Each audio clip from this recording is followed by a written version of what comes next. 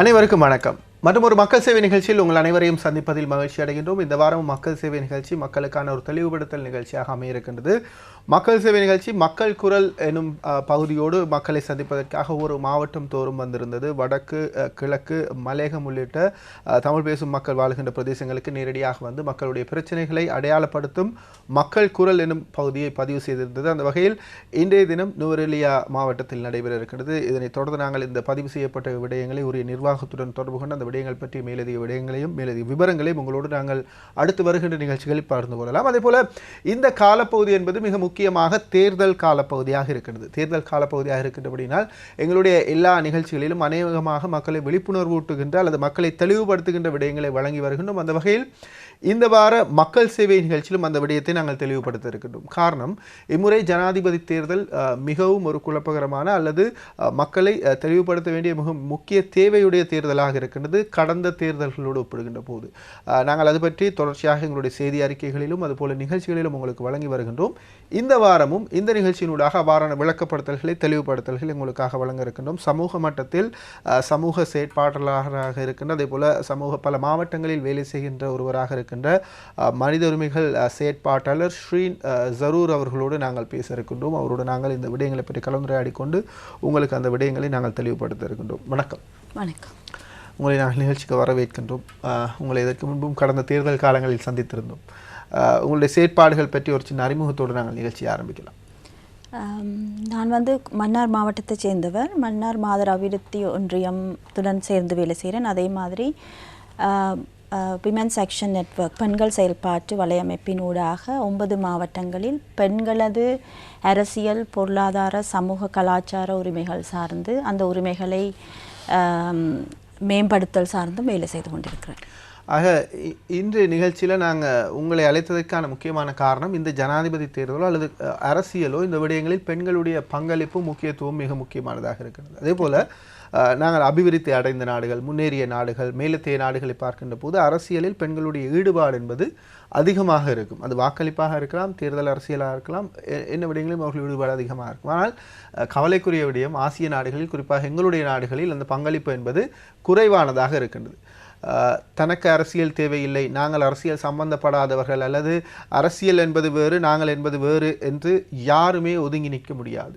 என்னில் உங்களில் பார்த்து கொண்டிருக்கின்ற அனைவரிலும் ஏதோ ஒரு புள்ளியில் அரசியல் என்பது இருக்கின்றது. அரசியல் என்பது தேர்தல் மேடைகளில் பேசுவதோ அல்லது தேர்தல் மேடைகளில் பேசுவதை கேட்பதற்காக செல்வதோ அல்லது கட்சி ஒன்றை பின்பற்றுவதோ அல்ல. எங்களுடைய கருத்துக்களை நாங்கள் முன்மொழிவது அல்லது எங்களுடைய கருத்துக்களின் அடிப்படையில் ஒருவரை தெரிவு செய்வது. அந்த வகையில் இலங்கையினுடைய அரசியல் பின்னணியை பார்க்கின்ற போது இந்த பெண்களுடைய பங்களிப்பு எந்தளவாக இருக்கின்றது, அது எப்படி மாற்றப்பட வேண்டும் என்று நீங்கள் நினைக்கின்றீர்கள்? இலங்கையை பொறுத்தளவில் அண்மை காலம் மட்டும் பெண்களது அரசியலின் பிரசன்னம் டிரெக்டாக அரசியலில் குதித்ததோ ஒரு கட்சி சார்ந்து தேர்தலில் வாக்கு கேட்டதோ சரியான குறைவாகத்தான் இருக்குது. ஆனால் இலங்கையை பொறுத்தளவில் முதலாவது ஒரு ஜனநாயக முறையில் ஒரு பெண்ணை தலைவியாக ஆக்கின நாடு இலங்கை, ஸ்ரீமாவோ பண்டாரநாயக்கா. ஆனால் இலங்கையில் வாக்களிக்கிற பெண்களது பெர்சன்டேஜை பார்த்தீங்கன்னு சொன்னால் 52%. நாங்கள் தான் பெரும்பான்மை பெண்கள். இப்போ நாங்கள் சேர்ந்து எல்லாரும் வாக்களித்தோம்னு சொன்னால் இந்த நாட்டின் ஜனாதிபதியை தெரிவு செய்கிற ஆகக்கூடிய உரிமை எங்களோட கையில் இருக்குது, பெண்களோட கையில் இருக்குது. ஆனால் பெண்கள் நேரடியாக அரசியலில் வாரதில் நாங்கள் குறைவாக இருந்தாலும் அரசியல் சார்ந்து பிரச்சாரம் செய்கிறது, கட்சி சார்ந்து பிரச்சாரம் செய்கிறது, அல்லாட்டி கட்சி வேலைகள் செய்கிறது, அல்லாட்டி அரசியல் அதாவது தேர்தல் காலங்களில் வாக்களிக்கிறது கூட்டுறது அல்லாட்டி பெண்கள் வாக்களிக்கிற தன்மை எல்லாம் கூடுதலாக காணப்படுகின்றது. இன்றைக்கு மட்டும் நாங்கள் பெரிய அளவில் எலெக்ஷன் கமிஷன்கிட்ட கேட்குற ஒரு விஷயம் ஜெண்டர் டிஸ்அக்ரிகேட்டட் டேட்டாண்டு, அதாவது எலெக்ஷனில் வாக்களிக்கிறது பெண்களோட வீதம் எவ்வளோ உண்டு சொல்லுங்கன்னு சொல்லி இதுவரைக்கும் அது எலெக்ஷன் கமிஷன் கூட செய்யலை. பட் கட்டமைப்பு ரீதியாக பெண்கள் அரசியலில் வாரத்துக்கு பாராபட்சங்கள் இருந்தாலும் பெண்களோட அரசியல் பங்களிப்பு அதாவது வாக்களிக்கிற தன்மை என்றது எங்களை பொறுத்தளவு பாரிய அளவில் இருக்கிறதாகத்தான் நாங்கள் கருதுகிறோம். எவிடன்ஸ் இல்லை அதுக்கு. ஆனால் 52% வாக்களிக்க தகுதியானவர்கள் பெண்கள் என்றபடியால் அவர்களது வாக்களிக்கிற தன்மை கூடுதலாக இருக்கிறத கண்டிருக்கிறோம். என்றால் இப்போ வாக்கு சாவடிகளில் போய் பார்த்தீங்கன்றாலும் எங்களோட அப்சர்வேஷன் லாங் கியூ ஆண்களுக்கும் பெண்களுக்கும் இருக்கக்குள்ள பெண்களோட கியூ தான் கூடுதலாக பெரும் நீளமாக இருக்கிறது நாங்கள் கண்டிருக்கிறோம். அந்த பெண்களுடைய வாக்களிப்பு என்பது ஒரு தேர்தலில் ஜனநாயக முறையில் என்ன எண்ணம் மக்கள் மத்தியில் இருக்கின்றது என்பதனை பிரதிபலிப்பதாக அமையும்.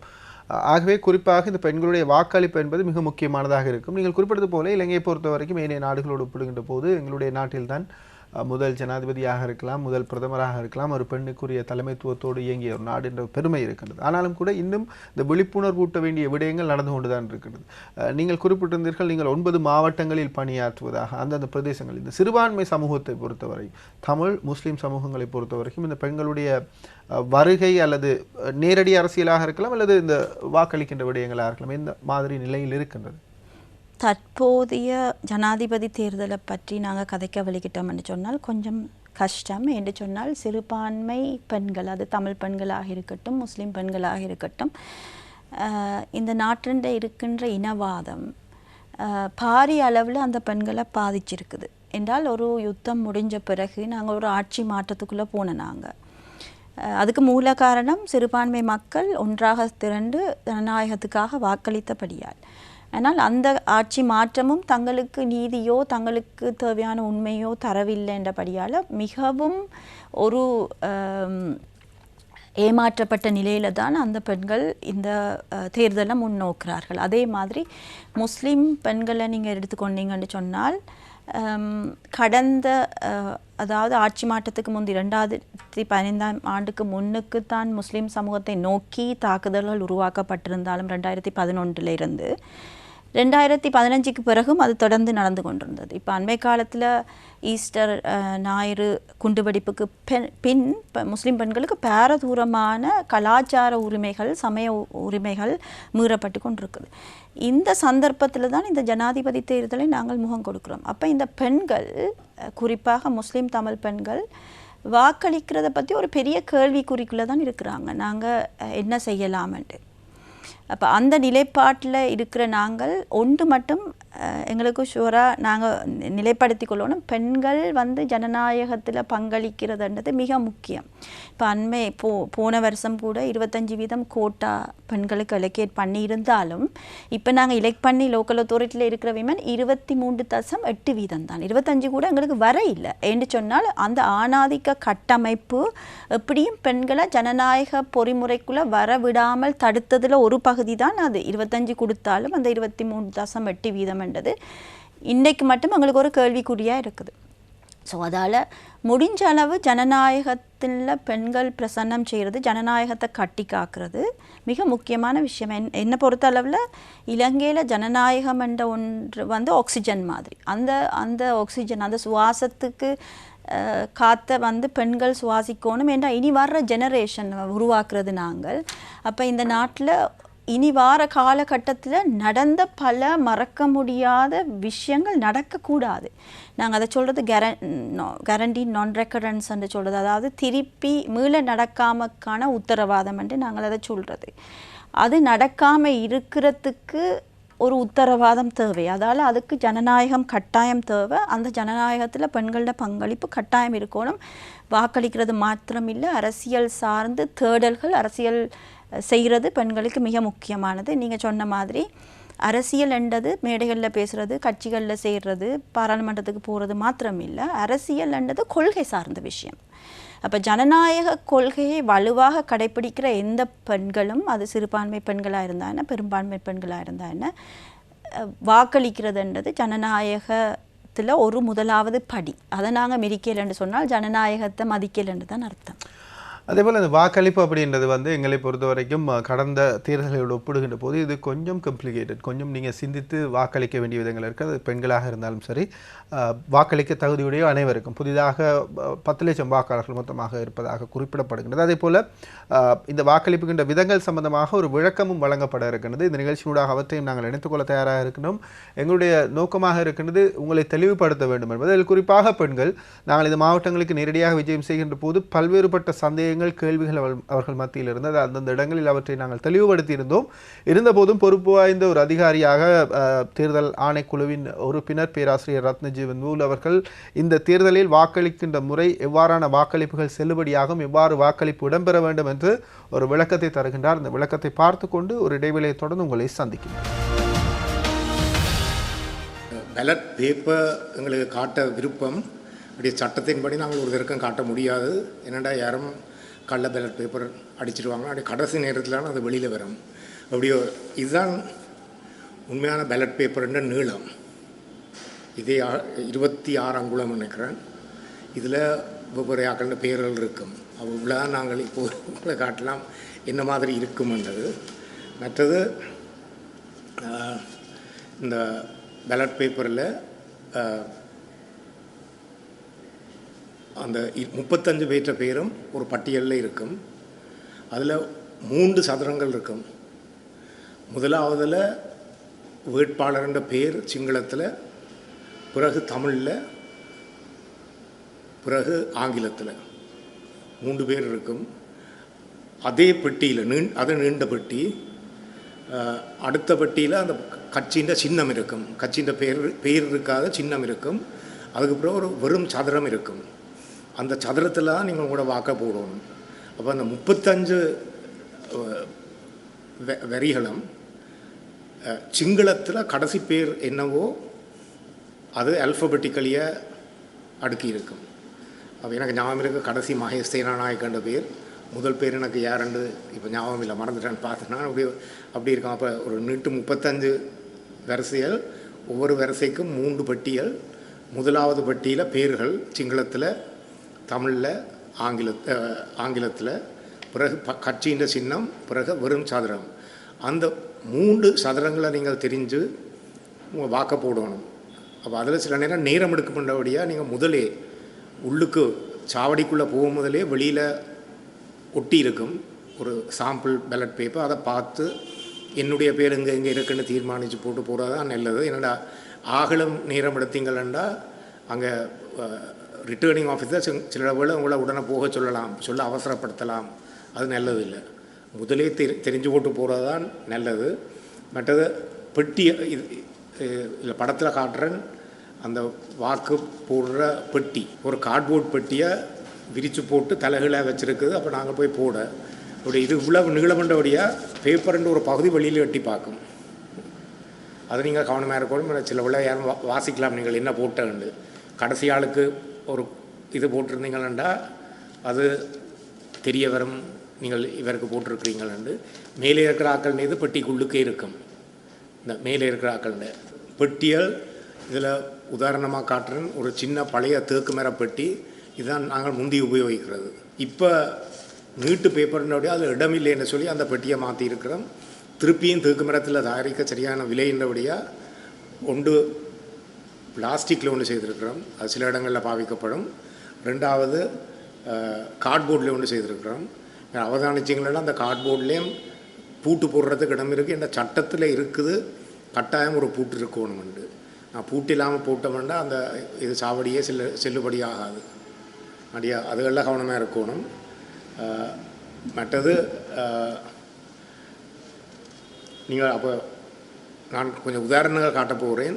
அந்த உதாரணத்தில் கிடை வரிசையாகத்தான் 1 2 3 காட்டியிருக்கிறேன். அப்படி உண்மையான பேப்பரில் நீங்கள் வேட்டிக்களையாக தான் இருக்கும் 1 2 3 35 சதுரங்களில் நீங்கள் 3 தெரிவு செய்ய போகிறீங்க. 5 வாட்காரர் தான் உதாரணமாக வைத்திருக்கிறேன். ABCDE உண்டு. அப்போ இதில் 1 ஏக்கு 2 சிக்கு ஈக்கு 3 இதுதான் சொல்கிற ஒரு பெர்ஃபெக்ட் ஓட்டுன்னு. ஏன்னா நீங்கள் 3 பேருக்கு போடுறீங்க. போட வேண்டிய வந்து 1 தானம் 1 தானம் 2 தானம் 3 அரப் எழுத்தில். நீங்கள் ரோமனில் போட்டிங்களா அது பிள்ளை அப்படி எடுபடும். நோக்கம் உங்களுக்குன்னு தெரிஞ்சு I 2 I 3 I என்று போடலாம் ரோமன் எழுத்தில். அப்படி அது நல்லதில்லை. அப்படி இதுதான் பெர்ஃபெக்ட் ஓட்டுன்னு சொல்கிறேன். 1 2 3 அடுத்ததாக பார்க்குறீங்கன்னா ஒரு ஆளுக்கு எக்ஸ்போர்ட் இருக்குது, ஒரு ஆளுக்கு மட்டும் எக்ஸ்போர்ட் இருக்குது, 2 3 இல்லை. இதை அந்த ரிட்டர்னிங் ஆஃபீஸை ஏற்றுக்கொள்ளலாம் என்ற சட்டத்தின்படி உங்களோட நோக்கம் என்னன்னு விளங்கினால் அவர் அதை எடுக்கலாம். அப்போ இதில் நீங்கள் ஒரு ஆளுக்கு மட்டும் போட்டிருக்கிறீங்க. உங்களுடைய நோக்கம் ஏக்கு மட்டும் போடுவதற்கு அப்போ ஏக்கு ஒரு வாக்கு விடும். அப்போ இந்த முறை நாங்கள் இப்போ எண்ணும்போது முதற்தரம் எண்ணும்போது இந்த முதலாவது வாக்கைத்தான் மட்டும்தான் என்ன போடும், 2 3 எண்ண மாட்டோம். அடுத்ததாக பார்த்தீங்கன்னா ஏக்கு எக்ஸ்போர்ட் இருக்குது, சிக்கு 2 ஈக்கு 3 இது செல்லுபடியாகாத வாக்கு. ஏக்கு 1 போட்டால் தான் சியும் டியும் விடுபடலாம். இது நிராகரிக்கப்பட வேண்டிய வாக்கு. இதில் 3 இடத்துல எக்ஸ்ன்னு போட்டுருக்கு. இதுவும் நிராகரிக்கப்படும். என்னென்னா நீங்கள் முதலாவது யாருக்கண்டு தெளிவாக தெரியணும். இல்லை, இது முதல் தரம் என்ற கட்டம். அதில் முதலாவது யாருக்கண்டதை தெளிவாக இருக்கணும். ஆகவே இதுவும் நிராகரிக்கப்படும். இதில் 3 1 2 வரை ஏக்கு 3 சிக்கு 1 ஈக்கு 2 இது நாங்கள் போட்டதுக்கு காரணம் நீங்கள் கட்டாயம் மேலிருந்து கீழே 1 2 3 போட தேவையில்லை. ஏண்டா முதலாவது அடியில் இருக்கலாம், 2வது மேலே இருக்கலாம், 3வது இன்னும் மேலே இருக்கலாம். அப்படி இது முறை நல்ல வாக்குன்னு தான் எடுப்போம். பிறகு இன்னொரு இடத்துல ஏக்கு 3 சிக்கு 1 டிக்கு 2 அப்போ இது சிக்கு 1 ரெண்டபடியாக சிக்கு எண்ணப்படும். பிறகு ஒரு ஆளுக்கு இது ஒரு கொஞ்சம் மக்களுக்கு தெளிவில்லை. ஒரு ஆளுக்கு ஏக்கு 3 சிக்கு 1 ரெண்டை போடாமல் விடணும். இதுவும் ஏற்றுப்படக்கூடிய ஒரு வாக்கு. அதுக்கு காரணம் 2க்கும் 3க்கும் இடையில் ஒன்றும் வித்தியாசம் இல்லை. 2வது விருப்பு வாக்குக்கும் 3வது விருப்பு வாக்குக்கும் நீங்கள் பிறகு பார்ப்பீங்க, ஒரு ஆளுக்கு மெட்டாளை விட திறமான ஓட்டுண்டு இல்லை, கூடிய ஓட்டுண்டு இல்லை, 2ம் சமனான ஓட்டு. அப்படி 2 போடாட்டிக்கும் நாங்கள் எடுப்போம். இதில் சி கொண்டு போட்டபடியே சியை தான் இப்போன்றோம். 2ஆம் விருப்பு வாக்கு வரைக்க மெட்டதை பார்ப்போம். பிறகு 2 பேருக்கு கொண்டு போடுறோம். எங்களுக்கு நிச்சயம் இல்லாட்டிக்கு சில வேளை இவருக்கு போடுறதோ அவருக்கு போடுறதோ நிச்சயம் இல்லாட்டிக்கு 2 பேருக்கு கொண்ட போட்டு மெட்டாளுக்கு 3 போட்டால் அது செல்லாத. எங்களுக்கு அது யாருக்காக வேண்டி என்றது தெரியாத நிலைமை. மக்கள் சேவை நிகழ்ச்சியோடு இணைந்திருக்கின்றீர்கள். பேராசிரியர் ரத்னஜீவன் ஹூல் அவர்கள் தெரிவித்த அந்த விடயங்களை தெளிவுபடுத்தல் உங்களுக்கு பிரயோஜனமாக இருந்திருக்கும் என்று நம்புகின்றோம். காரணம், இந்த விடயங்கள் மீண்டும் மீண்டும் உங்கள் மத்தியில் தெளிவுபடுத்தப்பட வேண்டும், தெரியப்படுத்தப்பட வேண்டும் என்பது எங்களுடைய நோக்கமாக இருக்கின்றது. எந்த ஒரு விடயமும் ஜனநாயக ரீதியில் இதுதான் நிலைப்பாடு, மக்கள் இந்த நிலைப்பாட்டைத்தான் எடுத்திருக்கின்றார்கள் என்பது ஏற்றுக்கொள்ளக்கூடியது. ஆனால் தவறுதலாக, விளக்கம் குறைவாக அல்லது தெளிவு குறைவாக, அரசியல்வாதிகளுடைய குழப்பமான பேச்சுகள் காரணமாக, கட்சிகளுடைய குழப்பமான பிரசாரங்கள் காரணமாக வாக்களிப்பில் குறைபாடுகள் ஏற்பட்டுவிடக்கூடாது. ஆகவே தெளிவாக இந்த விடயங்களை உள்வாங்கிக் கொள்ளுங்கள். இந்த வாக்களிக்கும் முறை, வாக்களிக்கின்ற விதம், வாக்களிக்கின்ற விடயங்கள் போன்ற விடயங்களை உள்வாங்கிக் கொள்ளுங்கள். வாக்களிப்பது உங்கள் உரிமை. உங்கள் விருப்பமான தீர்வுக்கு நீங்கள் வாக்களிக்கலாம். தொடர்ந்து அது பற்றி இந்த நிகழ்ச்சியில் நாங்கள் தெளிவுபடுத்த தயாராக இருக்கின்றோம். ஸ்ரீன் ஜரூர் அவர்களோடு நாங்கள் பேசிக் கொண்டிருக்கின்றோம். மனித உரிமைகள் செயற்பாட்டாளர். அதுபோல பல மாவட்டங்களில் நேரடியாக பெண்களுடைய இந்த அரசியல் பிரவேசம், பொதுப்பணிகள் சம்பந்தமான விடயங்களில் ஈடுபாடோடு இருக்கின்றவர்கள். ஆகவே அவர்களோடு பேசுகின்ற போது இதில் இன்னும் ஒரு நம்பிக்கை, ஒரு தெளிவு உங்களுக்கு கிடைக்கும் என்று நம்புகின்றோம். குறிப்பாக நீங்கள் குறிப்பிட்டிருந்தீர்கள் 2015ஆம் ஆண்டு ஒரு ஆட்சி மாற்றம் கொண்டு வரப்பட்டது. ஜனநாயகத்துக்காக சகலரும் திரண்டு வந்து அந்த ஆட்சி மாற்றத்தை கொண்டு வந்திருந்தார்கள். அது பெண்கள், ஆண்கள், பெரும்பான்மையினர், சிறுபான்மை, எல்லோரும், குறிப்பாக சிறுபான்மை சமூகம் என்று குறிப்பிடலாம். பெண்களுடைய எதிர்பார்ப்பு என்பது பொருளாதார ரீதியாக, சர்வதேச ரீதியாக ஒரு விரிவுபட்ட விடயங்கள் ஒரு பக்கம் இருக்க, சாதாரண மக்களுடைய அல்லது நீங்கள் வேலை செய்கின்ற கிராமப்புறங்களில் மேல் மாகாணத்தை தவிர்த்து ஏனைய மாகாணங்களில், இணைய மாவட்டங்களில், தூர பிரதேசங்களில் அவர்களுடைய எதிர்பார்ப்புகள் ஒரு ஏமாற்றம் என்ற ஒரு விடயத்தை நாங்கள் ஏற்றுக்கொள்ளத்தான் வேண்டும். அது இந்த தேர்தலில் தாக்கம் செலுத்தக்கூடியதாக இருக்குமா? அவற்றுக்கு அவர்கள் எவ்வாறு அதனை உள்வாங்கி இருக்கின்றார்கள்? இந்த தேர்தல் பாரியளவு ஒரு, அதாவது ஸ்ரீலங்கா, இலங்கை நாடு ஜனநாயகத்தை நோக்கி போகுதா, இல்லை திருப்பியும் நாங்கள் ஒரு டிஃபால்ட்டால், அதாவது நாங்கள் ஜனநாயகத்தில் பங்களிப்பு செய்யாமல் விட்டோம் என்று சொன்னால், டிஃபால்ட்டுக்கு எனக்கு தமிழ் தெரியலை, அந்த டிஃபால்ட்டால் நாங்கள் ஒரு பிழையான தலைவரை கொண்டு வர ஒரு ப்ரோசஸுக்குள்ளே போயிடுவோமான்ற பயம் சிறுபான்மை இனத்தை சேர்ந்த எனக்கு இருக்குது, மற்றவர்களுக்கு இருக்குதோ தெரியாது. ஆனால் அநேகமாக கிராமப்புறங்களில், நான் இருக்கின்ற யுத்தத்தால் பாதிக்கப்பட்ட மாவட்டங்களில் வளமையாக எல்லாரும் கதைக்கிற கதை எனக்கு சொல்கிறது இந்த மோதகமும் கொழுக்கட்டையும் ஒன்று தானன்னு சொல்லி. நாங்கள் விரும்பியோ விரும்பாமலோ நாங்கள் இருக்கிற ஜனநாயகம் பெரும்பான்மை ஒருவர் தான் எப்படியும் இந்த நாட்டின் தலைவராக வரலாம். அதுதான் எங்களோட நாட்டை கைப்பற்றி வைத்திருந்த அந்நிய நாடுகள் எங்களுக்கு தந்துட்டு போன டெமோக்ரஸி, சரியா? அது எங்களோட இண்டிபெண்டன்ஸுக்கு பிறகு வந்தது. இப்போ அந்த கான்டெக்ஸ்டில் நாங்கள் எப்படியோ ஒரு பெரும்பான்மை தலைவரை தான் தெரிவு செய்ய வேண்டி வரும். ஆனால் கடந்த காலங்களில் நீங்கள் பார்த்தீங்கன்னு சொன்னால் சிறுபான்மை தான் இந்த நாட்டின் டிசைடிங் ஃபேக்டர். நாங்கள் யாரை பக்கம் வாக்களிக்கிறோமோ அவங்க தான் இந்த நாட்டின் ஜனாதிபதியாக வந்திருந்த சந்தர்ப்பங்கள். அதனால் சிறுபான்மை மக்களுக்கு ஒரு பெரிய பலம் இருக்குது. இந்த நாட்டின் பெரும்பான்மையில் இருந்து வார ஒருவருக்கு இந்த நாட்டின் ஜனாதிபதியாகிற மெண்டேட்டை கொடுக்கறதுக்கு. இப்போ பரவலாக நான் காண்ற பகுதிகளில் கதைக்கிறது நாங்கள் ஓட்டு போடாமல் வீட்டில் இருப்போம், ஆறு வந்தால் தானே எங்களுக்கு என்னான்ட்டு. இப்போ இது வந்து மெலேச்சத்தனம், மற்றது ஜனநாயகத்துக்கு நீங்கள் கொடுக்குற சவுக்கடி உண்டு. சரியா? இப்போ நாங்கள் ஜனநாயகமான ஒரு நாட்டில் தான் இருக்கணும், ஜனநாயகம் சார்ந்து நாங்கள் போகணும் என்று சொன்னால் நாங்கள் கட்டாயம் வாக்களிக்க போக வேண்டும். எனக்கு என்ன போச்சோன்னு நாங்கள் இருக்க போனோம் என்று சொன்னால் நாங்கள் இந்த நாட்டு பிரஜை இல்லை என்று அர்த்தம். சரியா? இந்த நாட்டில் நிறைய சிறுபான்மை மக்களுக்கு எதிராக கட்டமைப்பு ரீதியான பாராபட்சங்கள் இருக்குது. நீதியை எடுத்தால் இந்த நாட்டில் சட்டம், நீதித்துறை, இந்த நாட்டில் இருக்கிற அரச பொறிமுறைகள் எல்லாத்துலேயும் பாராபட்சம் இருக்குது. ஆனால் வாக்கு என்று வரக்குள்ள அது தமிழாக இருந்தால் என்ன, முஸ்லீமாக இருந்தால் என்ன, சிங்கள குடிமக்கள் எல்லாருக்கும் ஒரே ஒரு வாக்கு.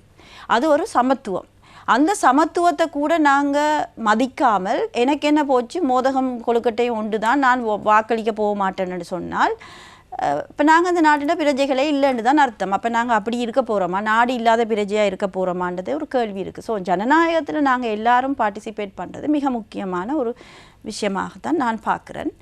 அதனால் நான் வடக்கு கிழக்கில் குறிப்பாக சிறுபான்மை சமூகத்திட்ட கேட்டுக்கொள்வது, உங்களோட வாக்களிக்கிற சம உரிமையை தயவு செய்து பாவியுங்கள். இந்த நாட்டின் தொடர்ந்து ஜனநாயகத்தை பேணி பாதுகாக்கிறது எங்களோட கையில் தான் இருக்குது, அதாவது சிறுபான்மை மக்களது கையில் இருக்குது. அதுபோல் இப்படி ஒரு விஷயம் இருக்குது. அதாவது நீங்கள் குறிப்பிட்டது போல் இந்த நாட்டில் யார் ஒரு பெரும்பான்மையினத்தை சார்ந்தவர் தான் ஜனாதிபதியாக வரக்கூடிய வாய்ப்பு இருக்கிறது. யார் வெற்றி பெற்று வந்தாலும் அவர் தான் எங்களுக்கும் ஜனாதிபதி. நான் அவருக்கு வாக்களிக்கின்றேனா இல்லையா என்பது கேள்வி அல்ல. ஆனால் நான் வாக்களிக்காமல் விட்டு ஒருவர் ஜனாதிபதியாக வருவாராக இருந்தால் அது என்னுடைய குறைபாடு, நாங்கள் விடுகின்ற தவறாக இருக்கும். ஆகவே இந்த முகப்புத்தகங்களில் அல்லது சில பேச்சு வடிவுகளில் மாத்திரம் அரசியல் செயற்பாடுகளில் அல்லது கருத்துக்களை முன்வைக்கின்ற சமூகம் ஒன்றாக நாங்கள் சில விடயங்களை பார்க்கின்றோம். ஃபேஸ்புக்கில் ஸ்டேட்டஸ் போடுறதும் சில வேளைகளில் புல்லுருவிகளாக இருந்து சில குழப்பகரமான, நீங்கள் குறிப்பிட்ட இந்த மோதகமும் கொழுக்கட்டையும் ஒன்று, இவரும் ஒன்று தான் அவரும் ஒன்று தான், இது எங்களுக்கான தேர்தல் அல்ல, இவ்வாறான கருத்துக்கள் பரப்பப்படுவது ஒரு சந்தேகமாகவும் பார்க்கப்படுகின்றது. இது கூலிக்கு அமர்த்தப்பட்ட சில முகப்புத்த வியாபாரிகளால் இது செய்யப்படுகின்றதா என்று. இவ்வாறான கருத்துக்கள் இந்த சிறுபான்மை சமூகத்திற்குள் எவ்வாறு உள்வாங்கப்படுகின்றது, இது இவ்வாறான பாதிப்பை தரும்? அதாவது இந்த தற்காலத்தில் வந்து எங்களோட ஜனநாயகத்தின் மிக டிசைடிங் ஒரு ஃபேக்டராக இருக்குது இந்த சோஷியல் மீடியா.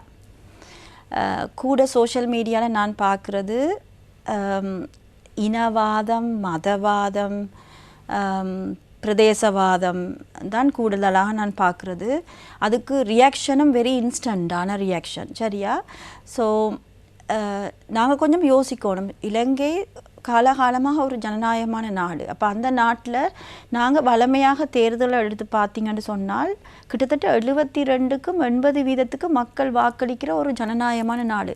நிறைய நாடுகள் இருக்குது, ஆப்பிரிக்கன் நாடுகள் எல்லாம் 50% கூட போய் ஓட்டு போட மாட்டாங்க. ஆனால் இலங்கையை பொறுத்தளவில் நாங்கள் மேலத்தைய நாடுகள் மாதிரி அந்த அளவுக்கு நாங்கள் வாக்களிக்கிறதுக்கு போகிறது.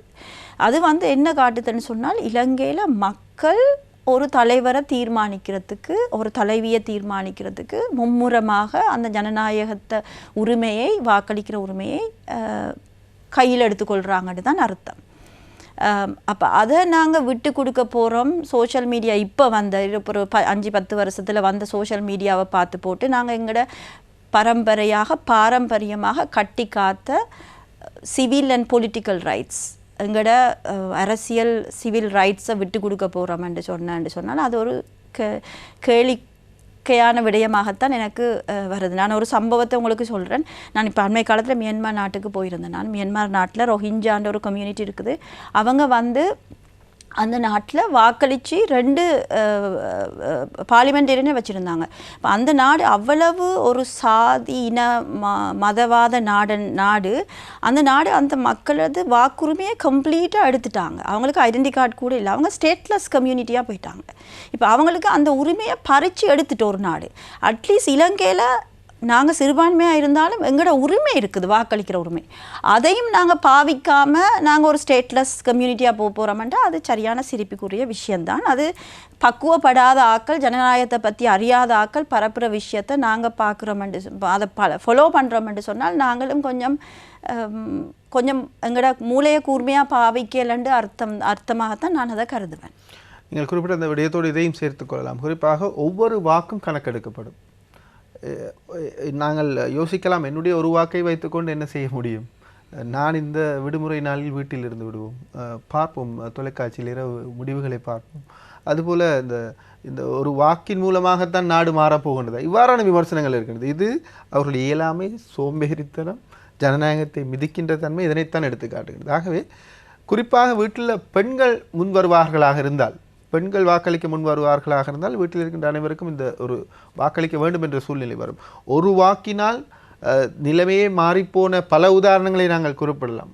ஒவ்வொரு நாடுகளிலும் கூட உதாரணங்கள் இருக்கின்றது, ஒரே ஒரு வாக்கினால் மாறிப்போகின்ற. ஆகவே அந்த வாக்கின் முக்கியத்துவம் இலங்கையை பொறுத்தளவில் இந்த வாக்கு அநேகமாக க்ளோஸ் ரேஸ் தான். இப்போ லாஸ்ட் டைம் நீங்கள் கடைசியாக நடந்த பிரசிடென்ஷியல் எலெக்ஷனை பார்த்தீங்கன்னு சொன்னால் கொஞ்சம் வித்தியாசத்தில் தான் இந்த ஆட்சி மாற்றம் வந்தது.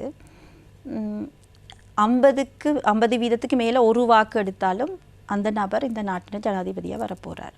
ஸோ இந்த முறை ஜனாதிபதி தேர்தல் வெரி க்ளோஸ் ரேஸ்ன்னு தான் எல்லாரும் இந்த அரசியல் எதிர்வுகுறல்கள் இருக்குது. அதே மாதிரி இந்த நாட்டின் ஜனநாயகத்தை குழப்பி அடிக்கவும் சிலர் தங்களோட வாக்கு பலத்தை தக்க வைக்கிறதுக்குமாக கிட்டத்தட்ட இந்த எலெக்ஷனில் தான் 35 பேர் ஜனாதிபதி வேட்பாளர்களாக வந்திருக்கிறாங்க.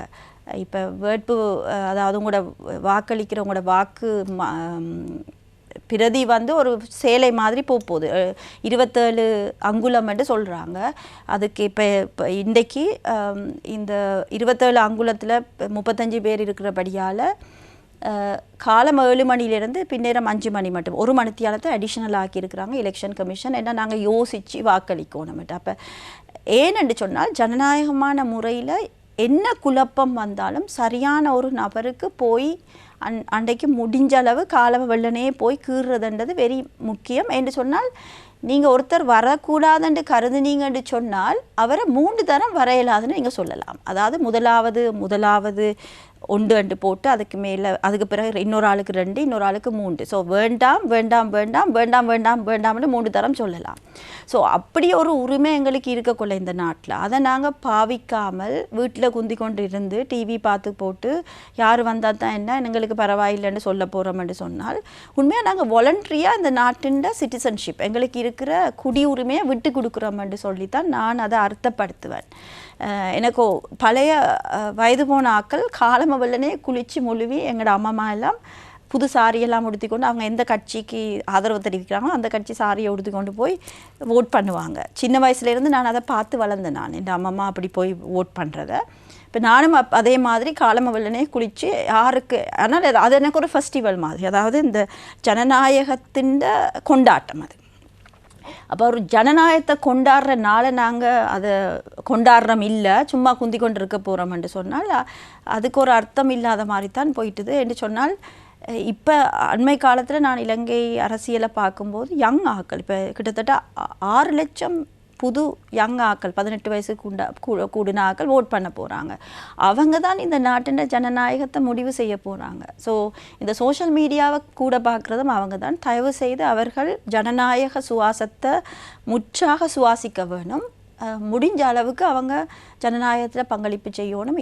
இந்த ஜனாதிபதி எலெக்ஷன் இலங்கைக்கு ஒரு கிரிட்டிக்கல், சரியான வெரி இம்பார்ட்டன்ட், சரியான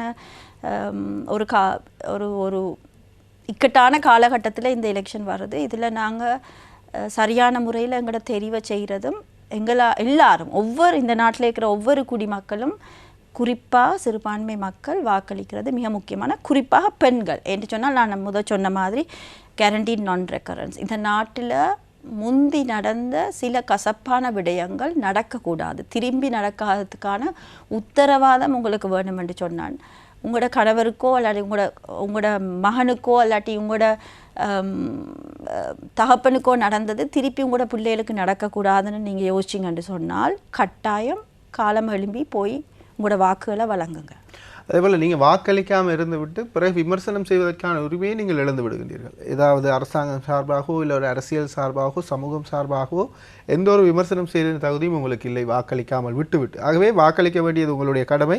பார்த்து கொண்டிருக்கின்றவர்களுக்கு நீங்கள் குறிப்பிட்டது போல புதிதாக வாக்களிக்கின்றவர்களினுடைய விகிதம் அதிகமாக இருக்கிறது. இளையவர்கள் முதல் தடவையாக சென்று ஒரு தேர்தலில் வாக்களிக்க இருக்கின்றார்கள். ஆகவே இந்த சமூக வலைதளங்களை அதிகமாக பயன்படுத்துகின்றவர்கள், இந்த நிகழ்ச்சியை பார்க்கின்றவர்கள், எங்களுடைய விளக்கங்களை பெற்றுக்கொள்கின்றவர்கள், எங்களுடைய நேரடியாக நாங்கள் வருகின்ற போது இந்த விளக்கங்களை பெற்றுக்கொள்கின்றவர்கள், நீங்கள் மாத்திரம் அந்த தெளிவை பெற்றுக்கொள்ளாமல் நீங்கள் உங்களுடைய குடும்பம், உங்களுடைய சமூகம், உங்களுடைய பிரதேசத்தில் இருக்கின்றவர்கள், வயது போனவர்கள், வயது குறைந்தவர்கள், இவர்களுக்கெல்லாம் உங்களுக்கு கிடைத்த இந்த தகவல்களை விளக்கங்களை நீங்கள் பெற்றுக்கொள்ள வேண்டும் என்ற ஒரு வேண்டுகோளை விடுக்கின்றோம். ஆரம்பத்திலே குறிப்பிட்டது போல இந்த தேர்தல் மிக ஒரு காம்ப்ளிகேட்டடான ஒரு தேர்தலாக இருக்க போகிறது. மிகவும் ஒரு நெருக்கமான ஒரு வெற்றி தோல்வியை தீர்மானிக்கின்ற ஒரு தேர்தல். ஆகவே இந்த வாக்குகள் எண்ணுகின்ற விதம் அல்லது வாக்களித்த பிறகு இந்த வாக்களிப்பு எவ்வாறு எண்ணப்பட போகின்றது, வெற்றியாளர்கள் எவ்வாறு தேர்ந்தெடுக்கப்பட போகின்றார்கள், அது எந்தளவு முக்கியத்துவம் வாய்ந்தது, உங்களுடைய வாக்குகள் அளிக்கப்பட வேண்டியது என்பதற்கான ஒரு விளக்கத்தை நாங்கள் தேர்தல் ஆணைக்குழுவின் உறுப்பினர் பேராசிரியர் ரத்னஜீவன் ஹூல் அவர்களுடைய கருத்துக்களினூடாக நாங்கள் தெரிந்து கொள்ளலாம். எவ்வாறு இந்த வாக்குகள் எண்ணப்பட போகின்றது என்ற விடயங்களை இப்போது நாங்கள் பார்க்கலாம். ஏக்கு 2050 வாக்குகளும் எண்ணின பிறகு பிக்கு 920, சிக்கு 3008, டிக்கு 600, ஈக்கு 800 என்று வைப்போம். மொத்தமான வாக்குகள் 7378. அப்போ இதில் யாரும் ஒரு ஆளுக்கு 50-100% சக உண்டு. 51-100% இல்லை, 50-100% வாக்குகள் சக ஒரு வாக்கு கிடைத்திருந்தால் அவருக்கு தான் வெற்றி. அப்படி இல்லாட்டிக்கு நாங்கள் 2ஆம் கட்டத்துக்கு போகணும். இதில் எல்லாத்திலும் கூடிய வாக்கு எடுத்தது சி 3008 வாக்கு, அது 50-100% இல்லை. அப்போ 2ஆம் கட்டத்துக்கு நாங்கள் இப்போ மாறப்போகிறோம். 2ஆம் கட்டத்துக்கு மாறும்போது இப்போ ஏ சி தான் 2 பேரும் முதலாவது 2வது இடத்துல இருக்குன்னா அவற்றை வாக்கள் முதல் அடுக்கி இருக்கும். ஏபிசிடி 5 இடத்துல 5 கும்பலாக இருக்கும். ஏஎன்டிஎம் சிஎன்டிஎம் மட்டும் பிரிம்புபடுத்தி இங்கே வைப்போம். A C. இனி மிச்சாக்கள் டிஇ பிடிஇக்கு விருப்பு வாக்கள் என்ன போகிறோம். பிடி இந்த மிஞ்சினாக்களுக்கு இப்போ இந்த 3 பேரும் பிஎம் டிஎம்இயும் ரேஸில் இல்லை. அவர்கள் ஜனாதிபதியாக வர முடியாது. அப்படி அவர்களுடைய விருப்பு வாக்கள் மட்டும்தான் இனி எண்ணப்படும். ஏஎன்டிஎம் சிஎன்டிஎம் விருப்பு வாக்குகள் எண்ணப்படாது. என்னவில் ஏற்கனவே இந்த ஏஎன்டிஎம் சிஎன்டிஎம் இல்லை, ஏக்கா முதலாவது இடம் கொடுத்தது அல்லது சிக்கு முதலாம் இடம் கொடுத்த பேலட்டில் இருக்கிற 2ஆம் 3ஆம் தெரிவுகள் எண்ணப்பட மாட்டாது. இப்போ பிஇன்டேம் டிஇன்டேம் இஇன்டேம் 2ஆம் தெரிவு தான் எண்ணப்பட போகுது. இப்போ இதை பார்த்தீங்கன்னா ஏசிஇ இப்போ 2 கும்பல் இங்கே இருக்குது. ஏக்கும் சிக்கும் இங்கால 3 கும்பல். இப்போ இதுலேருந்து நின்றோம் எண்ணேக்க இப்போ இதுலேருந்து தான் எடுக்க போகிறோம். ஏக்கு 1, சிக்கு 2, ஈக்கு 3 போட்டிருந்தா ஏக்கு அந்த சீட்டை காண மாட்டோம். ஏன் காண மாட்டோம்? ஏன்னா ஏ கொண்டு போட்டது ஏற்கனவே இங்கே வந்துட்டு அப்படி இந்த இப்படிப்பட்ட ஒரு சீட்டை நாங்கள் ஒருபோதும் காண மாட்டோம். அடுத்தது ஏக்கு 2, டிக்கு 1 போட்டிருக்கிறார். அப்போ இது டீன்ற கும்பலில் தான் இருக்குது. இல்லை டி கொண்டு அப்போ அதை எடுத்து ஏக்கு 2 போட்டபடியாக ஏக்கா வேண்டி எண்ணப்படும் அந்த வாக்கு. இதில் ஏக்கு 2, பி கொண்டு சிக்கு 3 போட்டிருக்கு. அப்போ இதில் பிக்கு பி இல்லை, இப்போ ரேஸில் இல்லை, ஏக்கா வேண்டி எண்ணப்படும். ஏக்கு 2 கொடுத்தபடியா. இது சிக்கு 3, டிக்கு 1, ஈக்கு 2 போட்டிருக்கு. அப்போ 3வது தெரிவுன்னு சொன்னாலும் சிக்கு தான் போக போகுது. என்னோட ஏக்கு இதுலேயே ஒன்றும் இல்லை. அப்போ நீங்கள் பார்த்தீங்கன்னா நடைமுறையில் 2ஆம் வகுப்புக்கும் தெரிவுக்கும் 3ஆவதுக்கும் வித்தியாசம் இல்லை. இதை பார்த்தீங்கன்னா ஏக்கு 3, சி கொண்டு ஈக்கு 2ண்டா இதையும் காண மாட்டோம். இதையும் காண மாட்டோம். வேண்டாம், அதை ஏற்கனவே இந்த வாக்கு சி இந்த கும்பலில் இருக்குது. இப்போ இதை பார்த்தீங்கன்னா ஏக்கு 3, பி கொண்டு ஈக்கு 2. இப்போ இதில் ஏக்கு 3ஆம் தெரிவு 3வது என்றாலும் ஏக்கு தான் போக போகுது. ஏன்னா ஈ வந்து இப்போ ரேஸில் இல்லை. அப்போ இது அங்கே போகும். மற்றது இது சி கொண்டு போட்டதான் அது இதை காண மாட்டோம். ஏற்கனவே சீண்ட கும்பலில் இருக்குது. மற்றது இதுவும் சீண்ட கும்பலில் இருக்குது. ஆனால் இப்போ ஏ வந்து ஏக்கு முதலாம் தெரிவை கொடுத்து பிக்கு 2ஆம் தெரிவை கொடுத்தா இது எங்கே இருக்கும், இந்த இந்த ஏன்ற இதில் இருக்கும், ஆனால் இதை காண மாட்டோம். அதே வேளையில் ஏக்கு 2ஆம் தெரிவை கொடுத்து பிக்கு 1ஆம் தெரிவை கொடுத்தா அதை காணுவோம். ஏன்னா அது இங்கால பக்கம் இருக்குது. அப்போ அது 2ஆம் இது ஏக்கு எண்ணப்படும். அதுவும் கவனமாக இருக்கணும். ஏன்னாண்டா ஒரு பிரதானமான கட்சி நீங்கள் எதிர்பார்க்குற முதல் வரப்போகிற ஒரு கட்சிக்கு 1ஆம் தெரிவை போட்டால் அப்போ கூட 2ஆம் வாக்குக்கு பெரிய யோசனை இல்லை.